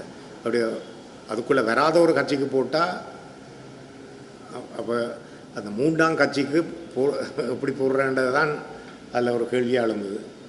இப்போ கடைசியில் மொத்தம் ஏக்கு 3602 உதாரணமாக, சிக்கு 3500. அப்போ இது காட்டுது என்னென்னா, முதல் தரம் எண்ணும்போது 2ஆவதாக வந்த கட்சி விருப்பு வாக்களை எண்ணினப்புற 1ஆவதாக வரலாம். மக்கள் சேவை நிகழ்ச்சியோடு இணைந்திருக்கின்றீர்கள். மக்கள் சேவை நிகழ்ச்சியில் நாங்கள் தேர்தல் காலத்தில் தேர்தல் சம்பந்தமான விளக்கங்களை தந்து கொண்டிருக்கின்றோம். அதுபோல நாங்கள் மக்கள் சேவை மக்கள் குரல் நிகழ்ச்சியூடாக உங்கள் பிரதேசங்களுக்கு நேரடியாக வந்து உங்கள் பிரதேசத்தின் பிரச்சனைகளை நாங்கள் அடையாளப்படுத்தி இருந்தோம். அவற்றை வரிசைப்படுத்தி நிரட்படுத்தி நாங்கள் உரிய அதிகாரிகளுக்கு நாங்கள் கொண்டு செல்ல இருக்கணும். நாங்கள் உங்களுக்கு நேரடியாக வந்தபோது வாக்குறுதி வழங்கியது போல எங்களுடைய பங்களிப்பை செய்வதற்கு நாங்கள் தயாராக இருக்கின்றோம். நிச்சயமாக உங்களுடைய பங்களிப்பையும் நீங்கள் அதற்காக செய்ய வேண்டும். நாங்கள் அங்கே நேரடியாக குறிப்பிட்டிருந்த விடயம், சமூக பொறுப்புகளில் நீங்கள் ஈடுபட வேண்டும், சமூக கடமைகளை நீங்கள் நிறைவேற்ற வேண்டும். அதில் ஒன்றுதான் இந்த ஜனநாயகத்தின் அடிப்படையான வாக்களிப்பு என்பது. ஆகவே தான் அவை பற்றியும் நாங்கள் தெளிவுபடுத்தி கொண்டிருக்கின்றோம். உங்களுடைய பிரச்சனைகளை அடையாளப்படுத்தி அதை உரிய நிர்வாகத்திடம் கொண்டு போகின்ற பொறுப்பை நாங்கள் எடுக்கின்ற அதே நேரம் நாங்கள் உங்களுக்கு நேரடியாக வழங்கிய அந்த செய்தியை நீங்கள் பொறுப்படுத்தி உங்கள் பிரதேசங்களில், உங்கள் கிராமங்களில், உங்கள் ஊர்களில் இந்த விடயத்தை தெளிவுபடுத்துங்கள். நாங்கள் இந்த வாக்கு எண்ணும் விதத்தையும் இப்போது உங்களுக்கு நாங்கள் குறிப்பிட்டிருந்தோம், எவ்வாறு இந்த வாக்குகள் எண்ணப்படுகின்றது என்பதை. நாங்கள் மனித உரிமைகள் செயற்பாட்டாளர் ஷிரீன் ஜரூர் அவர்களோடு நாங்கள் பேசிக்கொண்டிருக்கிறோம். குறிப்பாக இந்த நாங்கள் ஆரம்பத்தில் குறிப்பிட்டது போலதான் இதில் எந்த ஒரு மாற்று கருத்துக்கும் இடமில்லை. ஒரு வெற்றி பெறுகின்ற வேட்பாளர் ஜனாதிபதி ஆகிய பின் அவர்தான் எங்கள் நாட்டின் முதல் குடிமகன், ஜனாதிபதி. அவருக்கு கீழ் தான் இந்த குடிமக்கள் எல்லாம் இருக்க போகின்றார்கள், அதில் மாற்று கருத்தில்லை. ஆனால் அந்த விடயம் சரியான தெளிவுபடுத்தோடு போக வேண்டும். நான் யாருக்கு வாக்களிக்கிறேன், என்ன காரணத்துக்காக வாக்களிக்கின்றேன், அவருடைய கொள்கை என்ன, அதன் பிடிப்பின் பால் வாக்களிப்பதாக மக்களும் நியாயமாக நடந்து கொள்ள வேண்டும். அரசியல்வாதிகளுக்கு, அதிகாரிகளுக்கு எவ்வாறு ஒழுக்க விதிகள் இருக்கின்றதோ, ஒழுக்க விதிகள் இருக்க வேண்டும் என்று நாங்கள் வலியுறுத்துகின்றோமோ, மக்களுக்கும் அதே ஒழுக்க விதிகள் இருக்க வேண்டும். ஆகவே எந்த ஒரு விடயத்தையும் தகவல்கள் அல்லது செய்திகள், இந்த விடயங்களை வைத்துக்கொண்டு தான் தீர்மானம் எடுக்க வேண்டும். இந்த தீர்மானம் எடுக்கின்ற போது குறிப்பாக பெண்கள், நாங்கள் நேரடியாக கிராமங்களுக்கு செல்கின்ற போது அவர்களுடைய அரசியல் அறிவை நாங்கள் பரீட்சிப்பதற்கு அல்லது சம்பந்தமாக சில கேள்விகளை நாங்கள் கேட்கின்ற போது சகோதரர் அல்லது தந்தை அல்லது வீட்டில் இருக்கின்ற ஆண் சகோதரர் யார், எந்த கட்சி, எந்த தலைப்பில் இருக்கின்றாரோ அதையொட்டியதாக இருக்கின்றது. எவ்வாறு இதனை மாற்றிக்கொள்வது, எவ்வாறு அவர்கள் சுயமாக சிந்திப்பது, அவர்களுடைய சிந்தனை அந்த வாக்களிக்கின்ற தீர்மானிக்கின்ற, நாங்கள் ஒரு கட்சிக்கு வாக்களிக்க சொல்லி குறிப்பிட முடியாது, எவ்வாறு அதனை தீர்மானிக்கலாம்? பெண்களோட அரசியல் பங்களிப்பை பற்றி நாங்கள் கதைக்கக்குள்ள, அதாவது தான் சுயமாக விரும்பின ஒருவருக்கு தனது கொள்கைகளுக்கு ஏற்றபடி விஞ்ஞாபனம் உள்ள ஒரு கட்சிக்கு வாக்களிக்கிறது ஒவ்வொரு பெண்களுக்கும் இருக்கிற உரிமை. இப்போ அதை ஆணாதிக்க சக்திகள் பறிச்செடுக்குதுன்னு சொன்னால் அதை யோசிக்க வேண்டிய விஷயம். அதாவது நாங்கள் விரும்பியோ விரும்பாமலோ இலங்கையை பொறுத்தளவில் ஒரு ஆணாதிக்க சமூகம், ஆணாதிக்க குடும்பங்களில் தான் நாங்கள் வளர்க்கப்படுற. நாங்கள் வளமையாக அவர்கள் சொல்வதை வைத்து கொண்டு தான் நாங்கள் போய் முடிவெடுக்கிறது. ஆனால் எனக்கு தெரியும் நிறைய பெண்கள் ஆண்கள்கிட்ட கேட்டாலும் யாருக்கு ஓட்டு போடுறேன்ட்டு பேலட் பாக்ஸுக்கு போன உடனே அவங்களுக்கு தெரியும் தாங்க யாருக்கு கீறோணும் என்றால் யாரும் பார்க்க போகிறது இல்லையே, நீங்கள் யாருக்கு கீறி போகிறீங்கன்னு சொல்லி. உங்களோட கணவருக்கு நீங்கள் சரி யாருக்கோ கீறிட்டு வந்தீங்கன்னு சொல்லலாம். ஆனால் நான் கண்டிருக்கிற நிறைய பெண்கள் நான் அறிஞ்ச அளவுக்கு தனக்கு விருப்பமானவர்களைத்தான் கடைசியாக கீறுவார்கள். ஆனாலும் பெண்களாகிய நாங்கள் கட்டாயம் நாங்கள் தேர்தல் விஞ்ஞாபனங்களை வாசிக்க வேண்டும். அதாவது ஒவ்வொரு தேர்தல் வரும்போதும் தேர்தல் கட்சிகள் வெளியிடுற அந்த விஞ்ஞாபனத்தில் பெண்கள் சார்ந்து என்ன சொல்லியிருக்கிறார்கள் என்பதை பார்க்குறது கட்டாயம். என்று சொன்னால் இந்த இலங்கை நாட்டை பொறுத்தளவில் நாங்கள் பெண்கள் உரிமை சார்ந்து ரொம்ப பின்னுக்கு போய் கொண்டு இருக்கிறோம். அதாவது பல மட்டங்களில் பெண்களுக்கு எதிரான வன்முறைகள், பெண்கள் சார்ந்து கட்டமைப்பு ரீதியான பல பாராபட்சங்களை நோக்கி இந்த நாடு போய் கொண்டிருக்கும் போது பெண்களாகிய எங்களுக்கு ஒரு தேடல் இருக்கணும். அதாவது ஜனநாயக ரீதியில் ஒரு தலைவரை, ஒரு தலைவியை நாங்கள் தெரிவு செய்ய போகிறோம் என்று சொன்னால் அந்த தலைவர் இல்லாட்டி அந்த தலைவி எங்களுக்கு என்னத்தை தரப்போகிறாங்க. அதாவது பெண்களாகிய எங்களுக்கு எங்களோட உரிமை சார்ந்து, எங்களோட முன்னோக்குதல் சார்ந்து, எங்களோட உரிமை சார்ந்து அடிப்படையில் என்ன அந்த விஞ்ஞாபனத்தில் சொல்லப்பட்டிருக்கிறது என்பதை வாசித்து அறிகிறது மிக முக்கியமான ஒரு விஷயம். அதே போல் ஒவ்வொரு கட்சி சார்ந்தும் கட்சியின் பெண்களது பிரதிநிதித்துவம் எப்படி இருக்குது, பெண்கள் அரசியல் கட்சிகளில் உள்வாங்கப்பட்டிருக்கிறார்களா, கட்சி பெண்கள் பற்றி எந்த தரத்தில் இருக்குது, இதுகளை நாங்கள் ஆய்வு செய்கிறது மிக முக்கியம். என்றால் நான் சொன்ன மாதிரி 52% பெண்கள் இந்த நாட்டின் வாக்களிக்கிற தகமை பெற்றவர்கள். அவர்கள் 52% நாங்கள் நாட்டில் வாக்களிக்கிறோம்னு சொன்னால் இந்த நாட்டின் பாராளுமன்றத்தில் 225 பேரில் அரைவாசி பேர் பெண்களாக இருக்கணும். ஆனால் நாங்கள் இல்லை, நாங்கள் ஒரு 12 பேர் தான் இருக்கிறோம் பாராளுமன்றத்தில். அப்போ இப்படியான ஒரு பாரிய மாற்றத்தை நாங்கள் கொண்டு வரணும் என்று சொன்னால் குடும்பங்களை பராமரிக்கிற நாங்கள் இந்த நாட்டை பராமரிக்கிற ஒரு தன்மைக்கு வரணும் என்று சொன்னால் நாங்கள் அதில் கவனமாக வாசித்து எங்களுக்கு சரியான தலைமைத்துவம் ஒன்றுக்கு புல்லடி போடுறது மிக முக்கியமான விஷயம். பெண்கள் சுயமாக இதை தீர்மானிக்கணும். இதை பார்க்குற ஆண்களும் பெண்கள் சுயமாக தங்களோட தீர்மானங்களை எடுக்கிறதுக்கான அவர்களுக்குரிய உரிமையை விட்டு கொடுக்க வேண்டும். தொடர்ச்சியாக தாங்கள் நினைச்சது தான் பெண்கள் செய்யணும்னு நினைச்சு கொண்டிருக்கிறவங்க அப்படின்னு சொன்னால் நீங்கள் பெண்களோட அரசியல் உரிமையை பறிச்சு எடுக்கிறீங்கன்னு தான் அர்த்தம். தனிப்பட்ட முறையில் நாங்களும் அதை பார்த்திருக்கணும் சில இடங்களில் அந்த கருத்து திணிப்புகள். ஆனால் நீங்கள் குறிப்பிட்டது போல நாங்களும் சில ஆராய்கின்ற போது பெண்கள் என்ன சொன்னாலும் வாக்களிக்கின்ற நிலையத்தில் சென்று தங்களுடைய மனசாட்சிக்கு விரோதம் இல்லாமல் வாக்களிக்கின்றார்கள். பெண்களுடைய தெரிவுகளை நாங்கள் சற்று ஆராய்ந்து பார்க்கின்ற போது அவர்களுடைய தெரிவுகள் ஆண்களுடைய அந்த உணர்ச்சி அரசியலையும் தாண்டிய ஒரு தெளிவான தெரிவாக இருக்கின்றது. அவர்கள் தெரிவு செய்வதற்கான கூறப்படுகின்ற காரணங்களும் கூட தெளிவாக இருக்கிறது. நாங்கள் ரூரல் ஏரியா கிராமப்புறங்களுக்கு செல்கின்ற போது கூட அதை நாங்கள் உணர்ந்தோம். ஆகவே நாங்கள் ஏன் இந்த பெண்களுடைய வாக்களிப்பு முக்கியம் என்று குறிப்பிடுகின்றோம் என்றால் ஒரு சரியான தெரிவாக அல்லது நியாயமான தெரிவாக இருப்பதற்கு பெண்களுடைய இந்த பங்களிப்பு என்பது முக்கியமான விடயமாக இருக்கும். ஆகவே இது சம்பந்தமாகவும் தேர்தல் ஆணைக்குழுவின் உறுப்பினர் பேராசிரியர் ரத்னஜீவன் அவர்கள் தெரிவித்திருக்கின்ற கருத்து ஒன்று இருக்கின்றது. குறிப்பாக சில குழப்பகரமான செய்திகள் பரப்பப்படுகின்றது, சில பிரசாரங்கள் மேற்கொள்ளப்படுகின்றது. ஆகவே இந்த வாக்களிப்பு சம்பந்தமான அந்த குழப்பகரமான விடயங்கள் தெளிவுபடுத்தப்பட வேண்டும். மீண்டும் மீண்டும் அவற்றை பார்த்து கொண்டு ஒரு இடைவெளியை தொடர்ந்து உங்களை சந்திக்கின்றோம். ஒரு பிழையான பிரச்சாரம் ஒன்று நடக்கிறது. ஒரு வேட்பாளர் 35 பேரில் ஒரு ஆள், அவருக்கு வெல்றதுக்கு சந்தர்ப்பமே இல்லை என்று தான் என்னுடைய கணிப்பு. அவர் சொல்கிறார், உங்களுடைய முதலாவது விருப்பு வாக்கை எனக்கு போடுங்கோ, அப்புறம் எனக்கு வர இப்போ நான் வெல்லாத பட்சத்தில் எனக்கு வர வாக்குகள் எல்லாம் நான் சொல்கிற ஆளுக்கு தான் போகும் என்று. அப்படி ஒன்றுமில்லை, அவர்கிட்ட அப்படி கேட்குறதுக்கு சட்டத்தில் ஒன்றுமில்லை.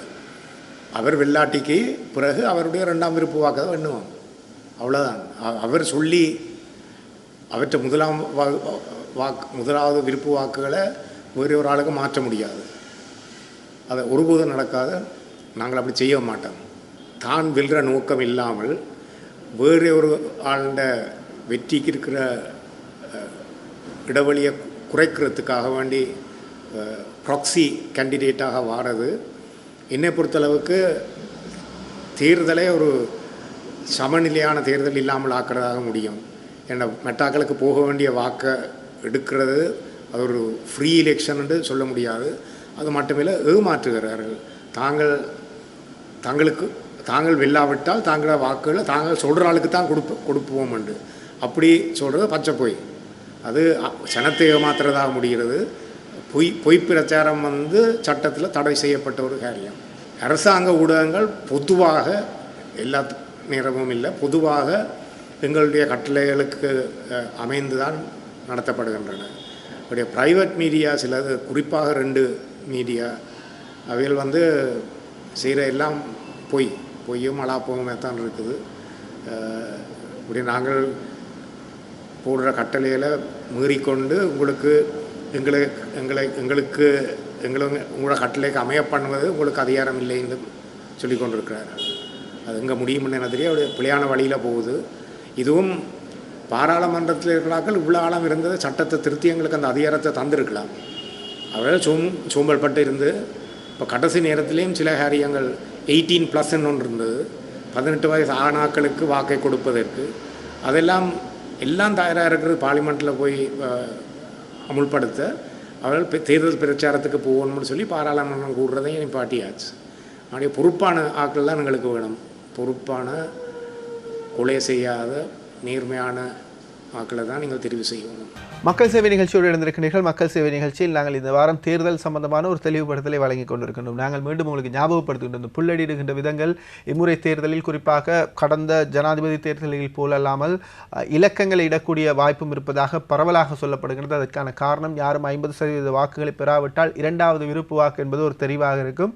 அவை அது பற்றிய தொடர்ச்சியான விளக்கங்களை உங்களுக்காக நாங்கள் வழங்கி வருகின்றோம். அது தவிர நாங்கள் இன்று தேர்தல் ஆணையாளர் அதுபோல அவர்களோடு பேசுகின்ற போது, தேர்தல் ஆணைக்குழு உறுப்பினர்களோடு பேசுகின்ற போது, கிராமப்புறங்களில் அல்லது உங்கள் ஊர்களில் இருக்கின்றவர்கள் குழப்பகரமான சூழ்நிலைகள் ஒன்று இருக்குமானால் உங்கள் பிரதானமான வேட்பாளர் ஒருவருக்கு வாக்களிக்கின்ற நேரத்தில் ஒரு புள்ளடியை மாத்திரம் இடப்படுகின்ற சந்தர்ப்பங்களிலும் கூட அது ஒரு முக்கியமான வாக்காக எடுத்துக்கொள்ளப்படும். காரணம், பிரதான போட்டியாளர்கள் இருவரை தவிர ஏனையவர்களுக்கு வாக்களிக்கின்ற போது நீங்கள் அவர்களுக்கு இரண்டாவது தெரிவை வழங்குவது எந்த விதத்திலுமே கணக்கில் எடுத்துக்கொள்ளப்பட மாட்டாது என்பதை உங்களுக்கு நாங்கள் தெளிவாக குறிப்பிடுகின்றோம். ஆகவே பிரதானமாக முதலாம் இரண்டாம் இடங்களுக்கு வருகின்றவர்கள் என்று நீங்கள் கருதுகின்ற ஒரு வேட்பாளருக்கு உங்களுடைய வாக்கை அளிப்பீர்களாக இருந்தால் அந்த வாக்கு முதலாவது வாக்காக கணக்கில் எடுத்துக்கொள்ளப்படும். அதன் பின்னராக உங்களுடைய 2, 3 என்று குறிப்பிடுகின்ற விடயங்கள் கணக்கில் எடுத்துக்கொள்ளப்பட மாட்டாது. ஆகவே நீங்கள் பிரதான வேட்பாளர்களை தவிர ஏனைய வேட்பாளர்களுக்கு உங்களுடைய முதலாவது வாக்கை இடுவீர்களாக இருந்தால் மாத்திரம் 2ஆம் 3ஆம் இலக்கங்களை குறிப்பிட வேண்டும் என்ற ஒரு வேண்டுகோளையும் எடுக்கணும். ஆகவே ஒரு புள்ளடியை இட்டாலும் அந்த வாக்கு செல்லுபடியான வாக்காகவே இருக்கும். அந்த விடயத்தையும் ஞாபகப்படுத்திக் கொண்டு நாங்கள் மனித உரிமைகள் செயற்பாட்டாளர் ஷெரீன் ஜரூர் அவர்கள் பேசிக் கொண்டிருக்கும். அவரோடு நாங்கள் கேட்கின்ற விரும்புகின்ற விடயம் நாங்கள் அந்த முதலில் குறிப்பிட்டது போலதான் குழப்புகின்ற விடயங்கள் சில இடங்களில் நடந்து கொண்டிருக்கின்றது. சில இடங்களில் குறிப்பாக வடகிழக்கு தவிர்த்து இங்கே ஏனைய பகுதிகளில் பெரும்பான்மையினர் மத்தியில் சிறுபான்மையினராக வாழுகின்ற மக்கள், தமிழ் முஸ்லிம் மக்கள் வாழுகின்ற இடங்களில் சில அச்சுறுத்தல் விடயங்கள், சில பயமுறுத்தல் விடயங்கள், வாக்களிக்க பெண்கள் குறிப்பாக பெண்கள் செல்லாமல் இருப்பதற்கான ஏற்பாடுகள் இவை நடைபெறுவதாக தகவல்கள் தெரிவிக்கின்றன. அந்த சந்தர்ப்பங்களை எவ்வாறு நாங்கள் தாண்டி இந்த விடயத்தை அந்த மக்கள் மத்தியில் கொண்டு செல்லக்கூடியதாக இருக்கும்? இந்த முறை ஜனாதிபதி தேர்தல் கூடுதலான வன்முறை கொண்ட ஒரு தேர்தலாக நடக்கும் என்று தான் நிறைய பேர் எதிர்பார்க்குறாங்க. என்றால் இந்த 35 ஜனாதிபதி வேட்பாளர்களும் அந்த குழப்பங்கள், வரப்போகிற குழப்பங்கள் எல்லாம் ஒரு இடத்துல குறிகாட்டுது ஏதோ ஒரு விதத்தில் வன்முறை சார்ந்து தேர்தல் நடக்கலாம் என்று சொல்லி. குறிப்பாக இந்த நார்த் வெஸ்டர்ன் ப்ராவின்ஸில் இப்போ இந்த அண்மை காலத்தில் முஸ்லீம் சமூகத்துக்கு எதிராக நடந்த வன்முறைகள் நடந்த பிரதேசங்களில், குறிப்பாக ஹெட்டிப்பொல, கொட்டம்பிட்டிய, கொட்டேரமுல்ல அப்படி இடங்களில், நிகம்பு அப்படி இடங்களில் நாங்கள் கதைக்கொள்ள நிறைய பெண்கள் சொன்னாங்க, முஸ்லீம் பெண்கள் எங்களுக்கு இந்த முறை வாக்களிக்க போகிறதுக்கு பயம். ஏன்னு சொன்னால் இந்த புர்கா போட்டுட்டு போகலாமா, ஹிஜாப் போட்டுட்டு போகலாமா, அபாயா போட்டுட்டு போகலாமா, போட்டுட்டு போனால் அவங்க விடுவாங்களா எங்களை வாக்களிக்க, இப்படி ஒரு நிலப்பாடு இருக்கேன்னு சொன்னால். இப்போ போன கிழமை கூட மஹரகமையில் ஒரு புர்கா போட்டுட்டு போன பெண்ணை சுற்றி வர ஆக்கள் மறித்து ஹரஸ் பண்ண. தொடர்ச்சியாக முஸ்லீம் பெண்களை பொறுத்தளவில் அவங்களுடைய அணிகிற ஆடை என்பது ஒரு பிரச்சனைக்குற விஷயமாக மாறி போயிட்டுது இந்த ஈஸ்டர் அட்டாக்குக்கு பிறகு. இது அவங்களோட கலாச்சார உரிமை. அப்போ இதுக்கு முந்தி வந்த தேர்தல்களை பார்த்தீங்கன்னு சொன்னால் தேர்தலில் வளமையாக ஆண்கள் வேறையா பெண்கள் வேறையா லைனில் நிற்கிறது. புர்கா போட்டுட்டு போகிற பெண்கள் தங்களோட முகத்தை திறந்து காட்டுவாங்க அந்த பெண்களுக்கு, அதுக்கு பிறகு போய் ஓட் பண்ணுவாங்க. இப்போ அந்த பெண்கள் சரியாக பயப்படுறாங்க. குறிப்பாக சிறுபான்மையாக முஸ்லீம்கள் இருக்கின்ற பிரதேசத்தில் இருக்கிற முஸ்லீம் பெண்கள் ஒரு பெண்ணுக்கு சரி அந்த புர்காவை கலட்டி விட்டாலோ அல்லாட்டி அவங்களோட அபாயாவை கலட்ட சொன்னாலோ இப்படி நடந்துச்சு, நடக்காமல் இல்லை. இந்த எமர்ஜென்சி காலத்தில், அதாவது அவசரகால சட்டம் இருந்த காலத்தில் அரசாங்க ஆஃபீஸ் வழியை கூட முஸ்லீம் பெண்களது அபாயாவை கலட்டினது, புர்காவை இது ஹிஜாபை கலட்டின விஷயங்கள் நடந்தது. இப்போ அதால் அவங்க பயப்படுறாங்க. எலெக்ஷன் கமிஷனர் நாங்கள் ஒரு வேண்டுகோள் விட்டுருக்கிறோம், இந்த ஆடைகள் அணிஞ்சு வரலாம் என்று சொல்லி. என்றால் இனவாத காடையர்கள் ஒரு பெண்ணுக்கு அப்படி செய்தாலும் முஸ்லீம் பெண்கள் போய் வாக்களிக்க முடியாத நிலைமை இருக்கும். அதே மாதிரி மலையகத்திலேயும் சிறுபான்மையாக தமிழ் மக்கள் வாழ்கிற பிரதேசங்களிலும் அவங்க சிங்கள வாக்குச்சாவடிகளுக்கு தான் போக வேண்டி வரும். அதே மாதிரி முஸ்லீம் பெண்களும் அதை தான் யோசிக்கிறாங்க. தாங்கள் விரும்பியோ விரும்பாமலோ முஸ்லீம் ஆண்களை பொறுத்தவரை அவங்களோட அடையாளத்தை ஒரு அளவுக்கு மறைக்கலாம், ஆனால் முஸ்லீம் பெண்களுக்கு அது இயலாத காரியம். அதே மாதிரி தமிழ் பெண்களும் சிங்கள பேரினவாதம் வன்முறையாக மாறிக்கொண்டிருக்கிற இந்த காலகட்டத்தில் அந்த வாக்குச்சாவடிகள் பெரும்பான்மை சமூகத்தை நோக்கி அவங்க வாக்குச்சாவடிகள் போகிறதுக்கு பயப்படுறாங்க. என்று சொன்னால் வாக்குச்சாவடியிலேருந்து ஒரு குறிப்பிட்ட தூரம் அவங்க நடந்து தான் போகணும்.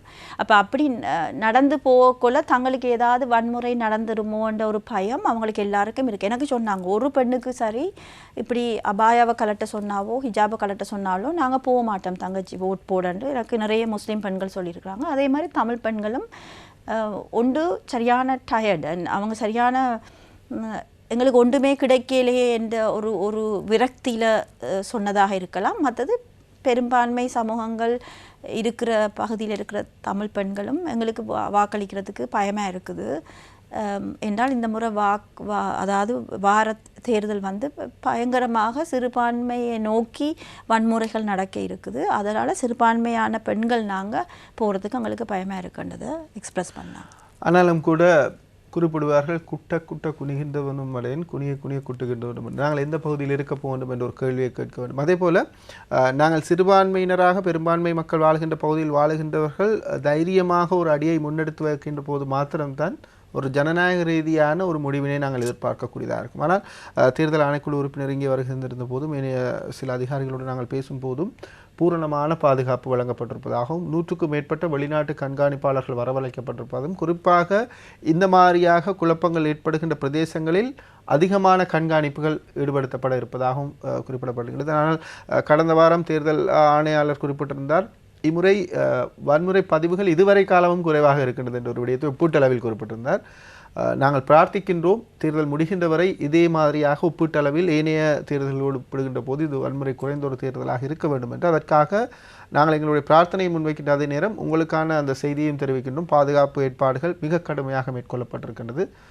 ஜனாதிபதி விசேட வர்த்தமானி அறிவித்தல் ஒன்றையும் எடுத்திருக்கின்றார் இந்த பாதுகாப்பு ஏற்பாடுகளுக்காக. அந்த விடயங்களையும் ஞாபகப்படுத்துகின்றோம். உங்கள் பிரதேசங்களில் நேரடியாக வருகை தந்து இந்த தெளிவுபடுத்தல்களையும் வழங்குவதற்கு நாங்கள் தயாராக இருக்கின்றோம். ஆகவே எங்களுடைய பெண்களுடைய தைரியமும் எங்களுடைய பெண்களுடைய பங்களிப்பும் தான் அடுத்து எங்களுடைய 5, 10, 15 குறிப்பாக ஒரு 3 தசாப்தங்களை தீர்மானிக்கப் போகின்றது என்று குறிப்பிடலாம். உங்களுடைய பிள்ளைகள் இந்த நாட்டில் எவ்வாறு வாழப் போகின்றார்கள், அவர்களுக்கான நாடு எவ்வாறு அமையப் போகின்றது என்ற ஒரு தீர்மானம் இந்த நவம்பர் 16ஆம் தேதி தேர்தலின் பின்னர் எட்டப்பட இருக்கிறது. ஆகவே இறுதியாக நிகழ்ச்சியில் நீங்கள் குறிப்பிட விரும்புகின்ற குறிப்பாக உங்களுடைய செயற்பாட்டாளர் என்ற ரீதியில் பெண்களுக்கு குறிப்பிட விரும்புகின்றபடி முடிந்த அளவுக்கு பெண்களாகிய நாங்கள் அதாவது நாங்கள் மாத்திரம் வாக்களிக்கிறது இல்லை, எங்களோட எங்களோட அக்கம் பக்கத்தில் இருக்கிறவர்கள், மாற்றாற்றல் உள்ளவர்கள், வயது முதிர்ந்தவர்கள் இவர்களையும் முடிஞ்ச அளவுக்கு உதவி செய்து வாக்குச்சாவடிக்கு 7 மணிக்கு இந்த முறை காலமாக 7 மணிக்கு வாக்குச்சாவடி திறக்கும். முடிந்த அளவுக்கு வெள்ளனே போய் உங்களோட வாக்குகளை பதிந்து கொள்ளுங்கள். மற்ற சகோதரிகளுக்கு உதவி செய்யுங்கள். நீங்கள் ஒரு தமிழ் சிங்கள சகோதரியாக இருந்தால் முஸ்லீம் சகோதரிக்கு ஏதாவது பிரச்சனைன்னு சொன்னால் அந்த சகோதரி தன்னை வாக்கு அளிக்கிறதுக்குரிய உதவியை நாங்கள் கட்டாயம் செய்யணும். பெண்களாகிய நாங்கள் ஜனநாயகத்தை ஒரு முழுமையாக சுவாசிக்கணும் என்று சொன்னால் இந்த சாதி மத இனபேதமின்றி நாங்கள் எல்லாரும் போய் ஒருத்தர் பாதுகாத்து கொண்டு எங்களோட வாக்குகள் அளிக்கிறது தான் மிக முக்கியம். நாங்கள் நிகழ்ச்சியை நிறைவு செய்கிற நேரத்தில் இந்த விடயத்தையும் ஞாபகப்படுத்துகின்றோம். காலை 7 மணி முதல் மாலை 5 மணிக்கு வரைக்குமான வாய்ப்பு இருக்கின்றது. ஆனால் எங்களுடைய வேண்டுகோள், எங்களுடைய தாழ்மையான வேண்டுகோள், குறிப்பாக சிறுபான்மை சமூகத்தினர் காலை வேளையிலே உங்களுடைய வாக்குகளை அளிப்பதற்கான ஏற்பாடுகளை செய்து கொள்ளுங்கள். இயலுமானவரை காலை வேளையில் உங்களுடைய வாக்குகள் மதியம் 12-1 மணிக்கு இடையிலே நீங்கள் முடித்துக்கொள்வீர்களாக இருந்தால் அது பொருத்தமாக இருக்கும். இருந்தாலும் வேலைப்பளு மிக்கவர்களுக்காக மாலை 5 மணி வரை நீடிக்கப்பட்டிருக்கின்றது. நீங்கள் வாக்குச்சாவடியில் அந்த லைனில் இருக்கின்ற போதே உங்களுக்கான மாதிரி வாக்குச்சீட்டு இருக்கும். அதில் நீங்கள் விரும்புகின்ற அல்லது நீங்கள் தெரிவு செய்ய போகின்ற வேட்பாளருடைய சின்னம், பெயர் பொறிக்கப்பட்டிருக்கும், பதிக்கப்பட்டிருக்கும். அவற்றை பார்த்து கொண்டு நீங்கள் வாக்குச்சாவடிக்கு உள்ளே செல்வீர்களாக இருந்தால் உங்களுக்கு வாக்களிப்பது என்பது இலகுவாக இருக்கும். ஆகவே அந்த வாக்குச்சாவடியில் மாதிரி வாக்கு வடிவங்களையும் நீங்கள் பார்த்து கொள்ளலாம் என்ற ஒரு விடயத்தை ஞாபகப்படுத்தி மீண்டும் அடுத்த வாரம் மக்கள் சேவையில் சந்திக்கின்ற போது மக்கள் குரல் நிகழ்ச்சியில் பதியப்பட்ட விடயங்களை பகிர்ந்து கொள்ள தயாராக இருக்கின்றோம் என்ற விடயத்தையும் தெரியப்படுத்தி இந்த வார நிகழ்ச்சிக்கு வந்து பெண்களுடைய இந்த பங்களிப்பு சம்பந்தமாகவும் அதன் முக்கியத்துவம் சம்பந்தமாகவும் எங்களுக்கு தெளிவுபடுத்திய மனிதுரிமைகள் செயற்பாட்டாளர் ஸ்ரீ சரூர் உங்களுக்கு எங்களுடைய நன்றியை தெரிவிக்கின்றோம். நன்றி, வணக்கம். மறுபொரு நிகழ்ச்சியில் உங்களை சந்திக்கலாம். அடுத்த வாரம் மக்கள் குரல் நிகழ்ச்சியினுடைய பதிவுகளை உங்களுக்காக வழங்க இருக்கின்றோம். வசந்தம் டிவியோடு தொடர்ந்து இணைந்திருங்கள். மீண்டும் சந்திக்கலாம். நன்றி, வணக்கம்.